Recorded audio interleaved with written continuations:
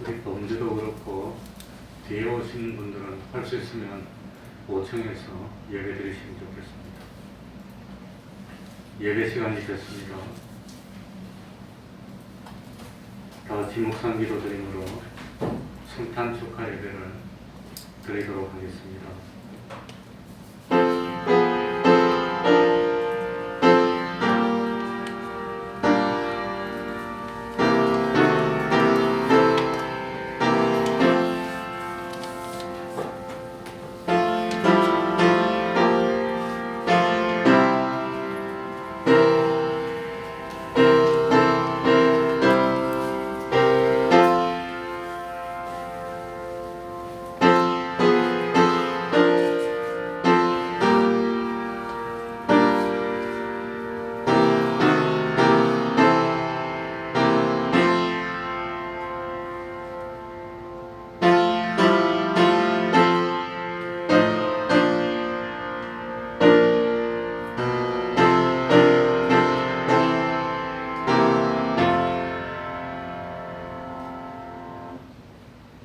하나님 아버지, 주님이 오신 성탄의 의미를 바로 깨닫는 저희들이 되게 하여 주시고, 참으로 섬기러 오셨던 그 주님, 참으로 나 같은 죄인을 구원하기 위해서 참 희생의 사랑을 주시러 오셨던 그 주님의 대속의 사랑을 조금이라도 깨닫는 저희들이 되게 하여 주시고, 어쩌든지 세상에 살면서 섬김을 받는 삶을 살기보다는 섬기는 삶을 사는 저희들이 되게 하여 주시고, 참으로 몸된 교회를 위해서 밑거름이 되는, 땅에 떨어져 썩어 많은 열매를 맺을 수 있는 하늘의 미랄이 될 수 있는 저희들이 될 수 있도록 하여 주옵소서.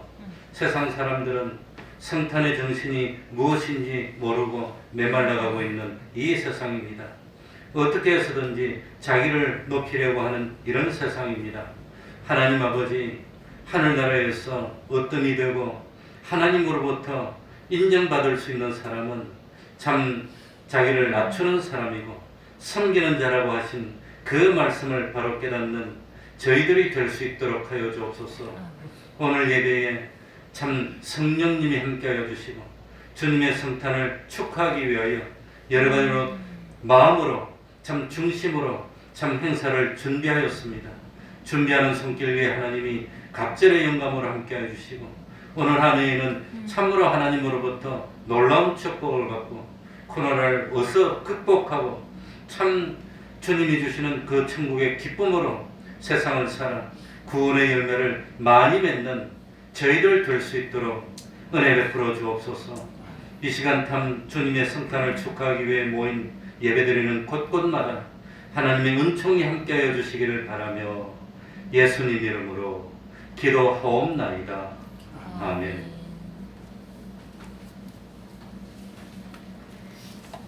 찬송 올리겠습니다.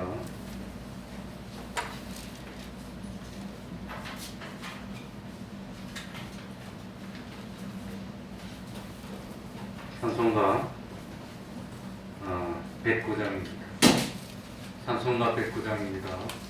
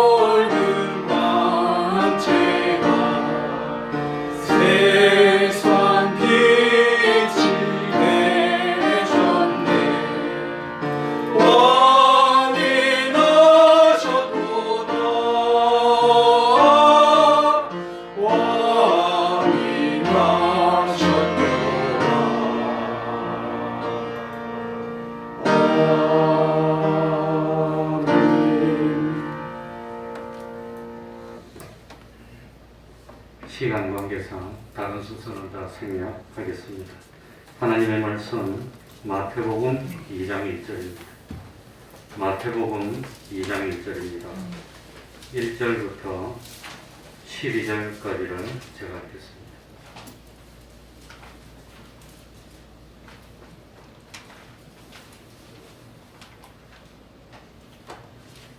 마태복음 2장 1절부터 12절까지를 제가 읽겠습니다. 헤롯 왕 때에 예수께서 유대 베들레헴에서 나심에 동방으로부터 박사들이 예루살렘에 이르러 말하되 유대인의 왕으로 나신 이가 어디 계시며 우리가 동방에서 그의 별을 보고 그에게 경배하러 왔노라 하니 헤롯 왕과 온 예루살렘이 듣고 소동한지라. 왕이 모든 대제사장과 백성의 서기관들을 모아 그리스도가 어디서 나겠느냐 물으니 가로되 유대 베들레헴 이오니 이는 선지자로 이렇게 기록된다. 또 유대 땅 베들레헴아 너는 유대 보을 중에 가장 작지 아니하도다. 네게서 한 다스리는 자가 나와서 내 백성 이스라엘의 목자가 되리라 하였음이니라. 이에 헤롯이 가만히 박사들을 불러 별이 나타난 때를 자세히 묻고 베들레헴으로 보내며 이르되 가서 아기에 대하여 자세히 알아보고 찾거든 내게 고하여 나도 가서 그에게 경배하게 하라. 박사들이 왕의 말을 듣고 갈새 동방에서 보던 그 별이 문득 앞서 인도하여 가다가 아기 있는 곳 위에 머물러 섰는지라. 저희가 별을 보고 가장 크게 기뻐하더라. 집에 들어가 아기와 그 모친 마리아에 함께 있는 것을 보고 엎드려 아기께 경배하고 보배압을 열어 황금과 유황과 모략을 예물로 드리니라. 꿈에 헤롯에게로 돌아가지 말라 지시하심을 받아 다른 길로 고국에 돌아가니라. 아멘. 특별히 마태복음은 예수님을 왕으로 나타내고 있습니다. 마태복음 1장에 보면 예수님의 족보가 나오는데 다윗의 자손으로 왕의 후손으로 오셨음을 나타내고 있습니다. 오늘 읽은 본문에서도 동방박사들의 입을 통해서 예수님이 유대인의 왕으로 탄생하셨음을 알려주고 있습니다. 요한복음 1장 11절에도 자기 땅에 오매 자기 백성이 영접지 아니하였으나 라면서 자기 땅에 오셨다고 했고 자기 백성이라고 했습니다. 예수님이 왕이라는 뜻입니다. 그러나 유대인들은 왕으로 오신 예수님을 영접하지 않았습니다. 예수님은 왕으로 오셨지만 태어나실 때도 마땅한 장소가 없어서 마구간의 구유에 누워야만 했습니다. 그런데 유대인들은 왕으로 오신 예수님을 영접하지 않았고 또 참 배척했지만 그렇다고 하여서 예수님이 왕이 되지 않는 것은 아닙니다. 누가복음 17장 38절 이하에 보면은 가로되 찬송하리로다 주의 이름으로 오시는 왕이여 이렇게 했습니다. 하늘에는 평화요 가장 높은 곳에는 영광이로다 하니 무리 중 어떤 바리새인들이 말하되 선생이여 당신의 제자들을 책망하소서 하거늘 대답하여 가로사대 내가 너희에게 말하노니 만일 이 사람들이 잠잠하면 돌들이 소리 지르리라 하시니라. 만일 오늘날 우리들이 주님의 탄생에 축하하지 않고 잠잠하면 돌들이 소리를 지를 것이라고 하는 겁니다. 그러니 예루살렘이 참 성탄의 기쁨을 노래하지 못하고 잠잠했기 때문에 참 온 유대 땅이 잠잠했기 때문에 하나님은 이방인인 동방의 박사들로 하여금 왕으로 탄생하신 예수님을 경배하게 하시고 왕으로 탄생하신 예수님에게 귀한 예물을 바치게 했던 겁니다. 오늘도 마찬가지입니다. 우리들이 잠잠하면 돌들이라도 소리를 질러서 주님의 탄생을 축하하도록 하나님이 만드실 것입니다. 오늘 읽은 1절부터 12절까지 말씀 중에 1절부터 8절은 예루살렘에서 되어진 일을 기록한 것이고, 영국이라고 하면 9절부터는 막이 바뀌어서 배경이 베들레헴으로 옮겨집니다. 그러니까 오늘 본문은 예루살렘에서 시작해서 마지막에는 베들레헴에서 일어나는 일로 끝이 나게 되어 있는 겁니다. 그 옛날 예수님의 별이 동방박사들의 걸음을 인도했던 것처럼 오늘도 우리 주 예수 그리스도의 영광의 빛이 우리 가운데 환하게 비추어서 우리의 걸음을 참 축복굴로 또 구원의 자리로 인도해 주시기 바랍니다. 우리 1절부터 다 같이 읽어보겠습니다. 오늘 좀 시간 관계상 말이 빠릅니다. 1절입니다. 헤롯 왕 때에, 시작. 헤롯 왕 때에 예수께서 유대 베들레헴에서 나심에 동방으로부터 박사들이 예루살렘에 이르러 말하되, 1절에 보면은 예수님의 탄생과 관련해서 적어도 세 가지가 나타납니다. 때는 예수님이 탄생하신 때는 헤롯 왕 때였습니다. 그리고 예수님이 탄생하신 장소는 유대 베들레헴입니다. 그리고 예수님이 탄생하신 때 있었던 중요한 사건이 뭐냐? 세 번째 사건이 동방으로부터 박사들이 찾아왔다는 겁니다. 여기 나오는 헤롯 왕은 알려지기로는 헤롯 대왕으로 알려져 있습니다. 요세푸스가 쓴 유대 전쟁사나 유대 고대사라는 역사책에 보면 헤롯 왕에 대한 내용이 아주 많이 나옵니다. 이 헤롯 왕의 인물됨은 아주 유능했다 그럽니다. 그래서 대왕으로 불렸습니다. 세종대왕처럼 대왕으로 불릴 만큼 유능한 그런 왕이었습니다. 동시에 아주 교활했고 잔인했던 왕위로 나와 있습니다. 그러니까 정치적으로나 군사적으로 탁월한 지략과 용기를 가졌던 그야말로 참 뛰어난 그런 왕이었지만, 그러나 상상할 수 없을 정도로 정신병적인 폭군의 모습을 나타냈던 그런 왕이었다고 하는 겁니다. 헤롯의 아버지는 이방인이었습니다. 에돔 사람인 안티파텔이라는 사람이었습니다. 그러니까 요즘 말로 신약의 말로 표현하면 이둠의 사람입니다. 유대인이 아니었던 헤롯이 유대 땅을 다스리는 왕으로 될 수 있었던 것은 그만큼 지략이 뛰어났고 또 유능했기 때문입니다. 그래서 헤롯은 이 로마의 시저를 도와서, 가만히 보니까 시저가 이게 다 잘 될 것 같으니까 나는 시저에게 붙어야 되겠구나. 로마의 시저에 붙어서 유대 땅을 정복하는 데 도와줍니다. 그래서 BC 47년에 유대 총독으로 임명이 됐습니다. 임명이 되고 난 뒤에도 너무나 훌륭하게 잘 다스려가지고 BC 40년에 왕으로 임명을 받습니다. 그만큼 뛰어났었습니다. 그리고 예수님이 탄생할 무렵인 BC 4년 정도까지 통치하면서 권좌에 지냈던 헤롯 왕입니다. 이게 정확하게는 헤롯 더 그레이트라고 표현합니다. 헤롯 대왕으로 표현합니다. 그러니까 예수님이 태어난 BC 4년경에는 헤롯 왕이 대략 한 70세 정도가 됐다고 합니다. 헤롯은 자기를 싫어하는 유대인들의 환심을 사기 위해서 유대인 왕족의 출신인 뭡니까? 유대인을 왕비로 맞아들입니다. 물론 왕비가 한 10명 됐다고 합니다. 맞아들이고, 그리고 유대인들의 환심을 사기 위해서 예루살렘의 성전을 무려 47년에 걸쳐서 짓습니다.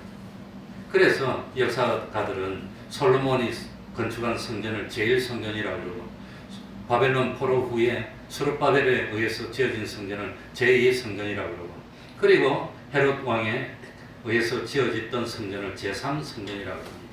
헤롯은 굶주린 이스라엘 백성들을 위해서 세금을 감면해 주기도 하고, 그리고 자기의 가지고 있는 검은 기명들을 녹여서 백성의 식량을 사들이는 그런 수완을 발휘하여서 백성들로 하여금 대왕이라는 칭호를 듣습니다. 얼마나 훌륭합니까? 이런.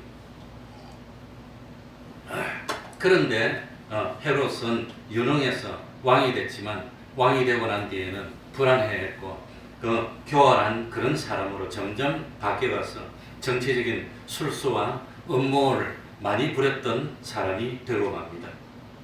그래서 헤롯은 아기 예수님을 죽이려고 하면서 동방박사들의 환심을 사기 위해서 8절에 보면 베들레헴으로 보내며 동방박사들을 보내며 이르되 가서 아기에 대하여 자세히 알아보고 찾거든 내게 구하여 나도 가서 그에게 경배하게 하라. 그래놓고는 죽이려고 작정했다는 겁니다. 그러니까 얼마나 교활합니까? 그리고 동방박사들이 가버리니까 이 동방박사들이 온 때를 기준으로 해서 2살 밑으로 다 죽인 것 보면 동방박사가 온 것은 예수님이 태어나고 난 뒤에 한참 지난 때라는 겁니다. 태어나자마자 왔으면 2살 밑으로 다 죽일 필요가 없고 1살 밑으로 죽이든지 6개월 밑으로 죽이든지 그러면 되는데 2살 밑으로 다 죽인 것 보면은 예수님이 태어난 지 한참 후에 왔다는 걸 알 수가 있습니다. 그러니 이 헤롯은 얼마나 잔인합니까? 자기의 왕자를 지키기 위해서 아무런 죄도 없는 유대 베들레헴 땅에 태어난 아들들, 2살 밑으로 난 아들들 다 죽여버리는 겁니다. 죄도 없는 아들들. 그러니 얼마나 잔인합니까? 그리고 헤롯은 자기의 권세를 유지하기 위해서 이스라엘 유대인 출신의 그 아내를 왕비로 맞아놓고는 그 아무래도 마음에 안심이 안 되니까 유대인 출신의 아내가 난 아들들 둘을 죽여버립니다. 아들 죽이고 나니까 저 아내가 자기를 복수할 것 같으니까 아내도 죽입니다.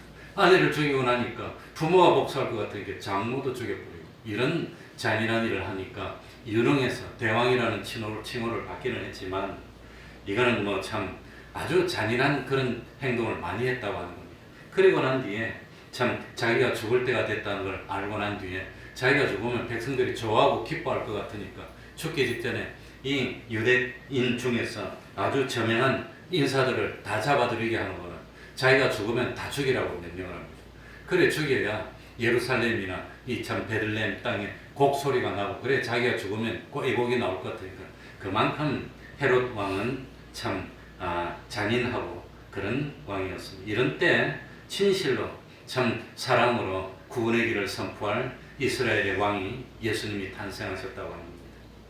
그리고 예수님이 어디서 태어나셨습니까? 어디서 태어나셨지요? 유대 베들레헴에서 태어났습니다. 유대 베들레헴은 예루살렘 남쪽으로 한 8km, 요즘 TV에는 보면 한 10km 정도 떨어졌다고 나옵니다. 본래 레헴이 무슨 뜻이냐면 히브리 말로 떡집이라는 뜻입니다. 빵집. 그래서 지금도 베들레헴에 빵집이 그렇게 많고 유명한 빵집이 많다고 합니다. 그리고 이 유대 베들레헴은 역사적으로 야곱의 아내인 라헬을 장사 지낸 곳이 유대 베들레헴이고 지금도 뭡니까 유적지라고 베들레헴에 가면 라헬의 묘지가 그대로 있습니다. 있다 그럽니다. 그리고 우리들이 롯기를 읽으면 알 수 있듯이 롯이 참 보아스를 만나서 결혼을 하고 바로 참 롯이 보아스를 만나서 결혼하고 자리 잡았던 곳이 어디지요? 베들레헴이라고 하는 겁니다. 그리고 그 베들레헴에서 다윗의 참 조상들이 살았고 다윗이 베들레헴에서 태어나고 큽니다. 그래서 베들레헴의 별명이 뭐가 되지요? 누가복음 2장 11절에 보면 다윗의 동네. 베들레헴 하면은 다른 말로 뭡니까? 별명이 다윗의 동네입니다. 그러니까 인구 조사를 할 때도 이 참 요셉과 마리아가 이 다윗의 족속이니까 베들레헴으로 와서 인구 조사를 하는 그러니까 우리말로 하면 원적이 참 베들레헴입니다. 그러니까 예수님이 유대 베들레헴에서 나신 것은 우연한 일이 아니고 구약에 예언된 하나님의 말씀의 성취였다고 하는 겁니다. 4절, 5절, 6절에 보면 그 내용이 나옵니다. 제가 한번 읽어보겠습니다. 4절, 5절. 왕이 모든 대제사장과 백성의 서기관들을 모아 그리스도가 어디서 나겠느냐 물으니 가로되 유대 베들레헴이니 이는 선지자들로 이렇게 기록된 바 또 유대 땅 베들레헴아 너는 유대 고을 중에 가장 작지 아니하도다. 너에게서 한 다스리는 자가 나와서 내 백성 이스라엘의 목자가 되리라 하였음이니이다. 그래서 베들레헴에 탄생하신 예수님은 헤롯 왕의 박해를 피해서 애굽으로 떠났다가 헤롯 왕이 죽기까지 애굽 땅에 머물렀다가 죽고 난 뒤에 베들레헴으로 돌아온 것이 아니고 어디로 돌아왔지요? 나사렛을. 그래서 예수님은 베들레헴에서 태어났는데 어디 사람이라고 불리지요? 나사렛 사람. 나사렛 예수 그리스도. 나사렛 예수 그리스도. 그러니까 예수님이 태어나신 곳은 베들레헴, 자란 곳은 나사렛. 나중에 다 자라고 난 뒤에 공생애를 할 때는 나사렛에서 어디로 옮겼지요? 가버나움. 그래서 가버나움이 예수님의 본 동네가 됐습니다. 그래 예수님에 대해서 자라난 것은 그 정도로 알면 되겠습니다. 그리고 난 뒤에 어떻게 됩니까? 예수님은 참 어쨌든지 구약의 예언대로 유대 베들레헴에서 탄생했는데 이 베들레헴은 빵집이고 떡집인데 그래서 예수님은 참 나는 생명의 떡이라고 그렇게 말씀합니다. 아마 서양말로 하면 생명의 빵이라고 그렇게 했을 것 같아요. 요한복음 6장 35절에 보면 예수께서 가라사대 내가 곧 생명의 떡이니 이 베들레헴이 떡집이 많으니까 생명의 떡이니 내게 오는 자는 결코 줄이지 아니할 터이요 나를 믿는 자는 영원히 목마르지 아니하리라 이렇게 말씀합니다. 이게 예수님은 생명의 떡입니다. 세 번째로 동방박사들은 누구냐? 우리가 동방박사에 대해서는 아는 것이 거의 없습니다. 참 동방박사가 어느 나라 사람인지 동방박사가 실제로 무슨 일을 했는지 그 이름이 뭔지 동방박사들이 몇 사람이나 왔는지 알 수가 없습니다. 우리는 동방박사들이 무엇을 타고 왔는지 어떤 옷을 입었는지 동방박사들이 어느 길로 왔는지 알 수가 없습니다. 다만 1절에 보면 동방박사들이 뭘 보고 왔지요?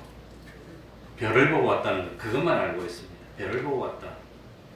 왜 하나님은 성경에 동방박사들에 대해서 이렇게 참 지나칠 정도로 간단하게 기록하고 있습니까? 동방박사에 대해서 그 이상 알 필요가 없기 때문입니다. 성탄의 주인공은 누구지요?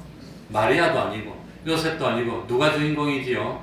예수님이 주인공이기 때문에 예수님에게 초점을 맞추게 하기 위해서 다른 것에 대해서는 간단하게 기록을 했다고 하는 겁니다. 그러나 우리가 알 수 있는 것은 동방에서 예수님께 경배하러 온 사람들은 박사라 불리는 사람입니다. 박사, 닥터입니다. 박사. 그래서 박사가 어디 나오나 다니엘서를 읽어보면 바벨론 왕을 참 모시고 있는 박사들이 있었다는 걸 알 수가 있습니다. 그러니 박사들이 하는 일은 뭐냐? 모르는 게 없는 겁니다. 그래가지고 왕이 궁금한 거, 어려운 것만 있으면 누구를 부릅니까? 박사들을 불러가지고 그 박사들에게 물어보면 박사들이 다 가르쳐 주는 겁니다. 그러니까 아마 옛날부터 박사라고 하는 것은 모르는 게 없어. 다 알아. 왕이 좀 몰라서 궁금할 때마다 불러서 물어보면 다 가르쳐 주는 겁니다. 이게 박사였다고 하는 겁니다. 그러니까 동방에서 온 박사들은 모르는 게 없어. 아마도 그 당시에 참 그 아라비아 땅 같은데 그 동방에 있는 거기에 이 뭡니까? 별을 보는 천문적인 그 지식들이 아주 발달했는데 그래서 아마 이 박사들이 별을 보다가 왕의 별을 보고 따라온 것이 아닐까. 그래 다니엘서에 보면은 참 다니엘서에 보면 왕이 꿈을 꿉니다. 꿈을 꿔놓고 박사들을 불러서 내가 꾼 꿈이 뭔지 물어봅니다. 어떻게 남의 머릿속으로 꾼 꿈이 뭔지 그걸 어떻게 합니까? 그래가지고 이때까지 역사적으로 왕들이 그런 걸 물어본 적이 없습니다. 그럴 때도 그런 걸 모르면 죽이겠다 그럽니다. 그럴 때 다니엘이 나와가지고 느부갓네살 왕이 머릿속으로 꾼 꿈을 가르쳐 주는 겁니다. 깜짝 놀랍니다. 그래가지고 이 다니엘은 박사 중에서도 누가 됐지요? 박사장. 박사 중에서 최고 우두머리 박사장이 됩니다. 그래가지고 이 바벨론 땅에 있는 박사들은 다니엘을 존경하고 다니엘로부터 배움을 받고 그래가지고 이 참 다니엘이 이 왕에게 인정받고 박사장이 되고 난 뒤에는 다니엘이 섬기는 하나님을 숭상하는 그런 정신들이 이 바벨론 땅에 남아있지 않았을까 생각하는 겁니다. 이스라엘이 바벨론에서 멸망했는데 그 바벨론 땅에 참 잘 모르지만 대중들이 다 믿지는 않지만 그러나 박사들과 일부 고위층의 하나님을 숭상하는 그런 정신들이 이어지다가 드디어 참 뭡니까? 이 예수님이 태어났을 때 그 박사 중에 참 뛰어난 사람들이 별을 보고 참 유대인의 왕이 태어났나 보다. 다니엘이 유대인이었는데 유대인의 왕이 태어났나 보다. 그러고 선물을 챙겨가지고 머나먼 길을 달려와가지고 예수님께 영광을 돌린 것이 아닐까. 소설을 너무 잘 썼습니까? 그렇게 추측해야 합니다. 그렇게 이거는 제가 만들어낸 추측이 아니라 많은 학자들이 박사가 뭐냐 어디서 왔느냐 이렇게 추측을 해서 동방에서부터 박사가 오지 않았나. 자, 2절 한번 보시기 바랍니다. 2절에 보면 동방의 박사들이 뭐라고 그러지요? 유대인의 무엇으로? 유대인의 왕이랍니다. 유대인의 왕. 분명히 동방 박사들은 유대인의 왕이라고 합니다. 유대인의 왕이 어디 갔느냐? 그랬는데 참 이 3절에 보면은 헤롯 왕과 예루살렘 듣고 소동하고 왕이 4절에 보면 결정적으로 동방 박사는 예수님을 뭐라고 표현했지요? 유대인의 왕, 유대인의 왕. 그런데 이 헤롯 왕은 유대인의 왕이라고 했는데 4절에 보면 누가 어디서 나겠느냐 묻습니까? 그리스도가 어디서 나겠냐? 그러니까 유대인의 왕, 이방인들은 이스라엘 민족이 아닙니다. 유대 민족이 아닙니다. 그러니까 이방인들은 예수님을 유대인의 왕으로 여깁니다. 그런데 이 이스라엘 사람들은 유대인의 왕 이꼴 누구란 말입니까? 그리스도라고 하는 겁니다. 유대인의 왕은 곧 누구지요? 그리스도. 그리스도는 다른 말로 하면 구세주라는 겁니다. 유대인의 왕인데 이방 사람들은 유대인의 왕이라고 하는데 이 이스라엘 사람들은 그 사람을 그리스도로 여긴다는 겁니다. 그리스도로. 이 재밌는 일입니다. 그래서 참 이스라엘 백성들에게는 예수님을 부를 때 나중에 참 예수님에게 은혜를 구하고 참 기적을 간구할 때 예수님을 누구라고 부르지요? 예수님을 누구라고 부릅니까? 이 문둥병자나 소경 같은 사람들이 예수님에게 병 고쳐주기를 원하면서 예수님을 부를 때 뭐라고 불렀지요? 네?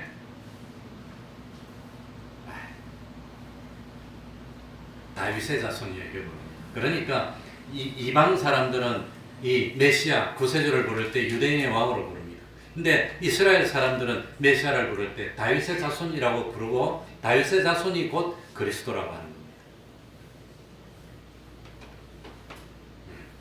그리고 참 예루살렘 사람들이 듣고 소동했다고 하는 걸 알 수 있습니다. 그래 대제사장들이나 서기관들은 유대 베들레헴에서 그리스도가 탄생했다는 것을 너무 잘 알고 있었지만 실제로 동방에 있는 박사들이 와서 유대인의 왕이 태어났습니다.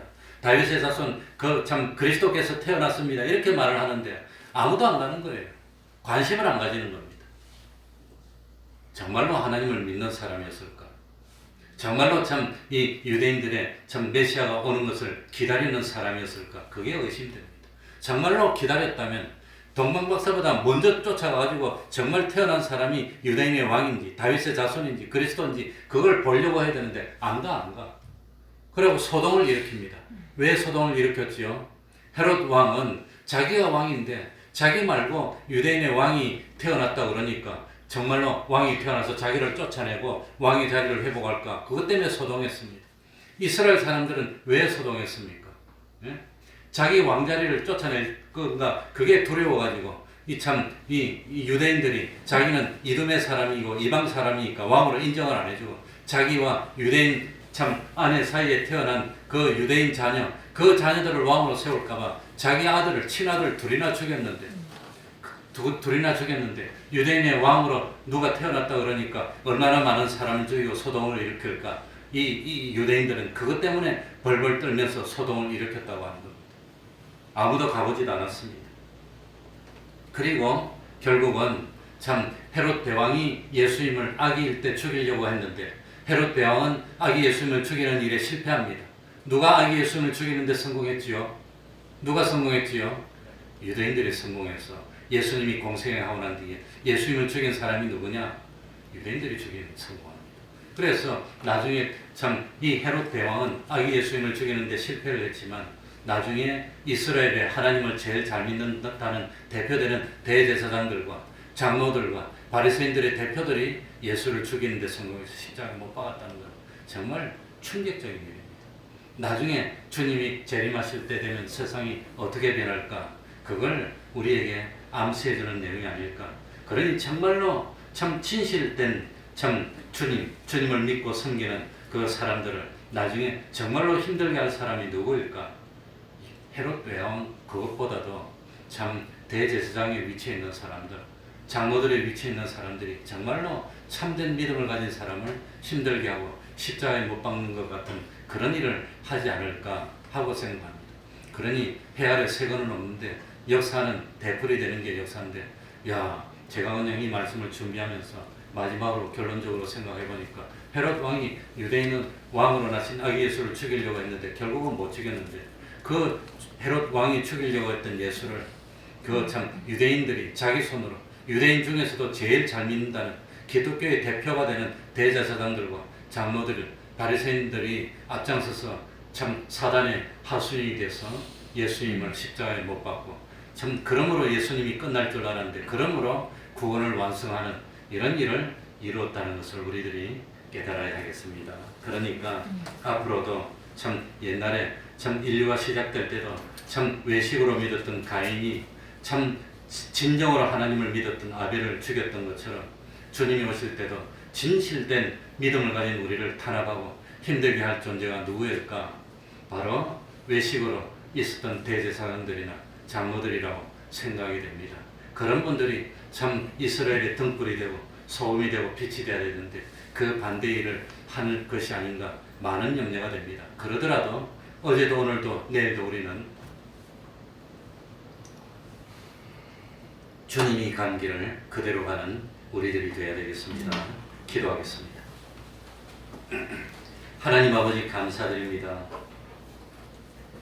참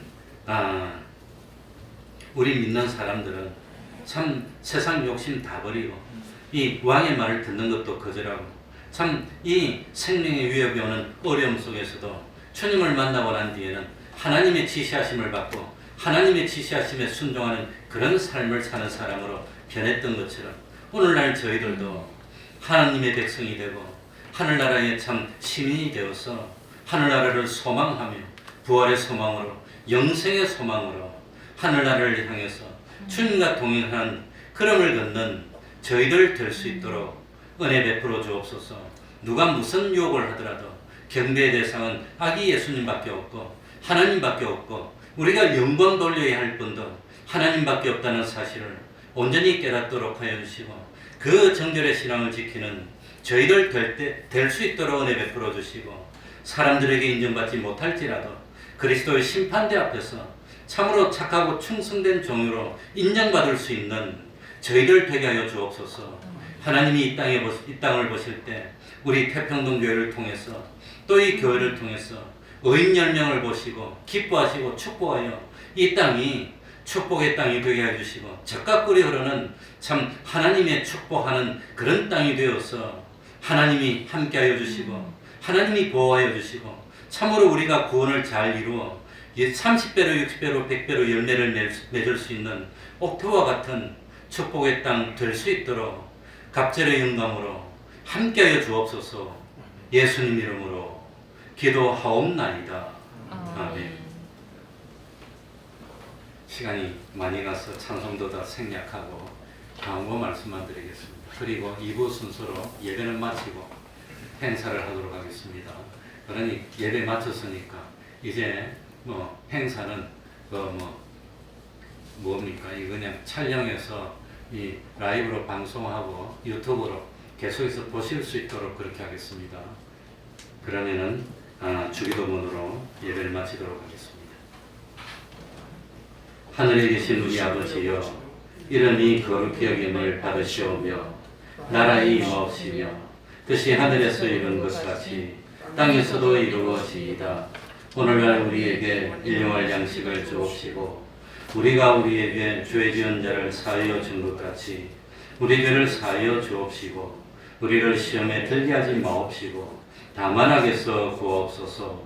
대개 나라와 권세와 영광이 아버지께 영원히 있사옵나이다. 아멘. 예배 마쳤습니다.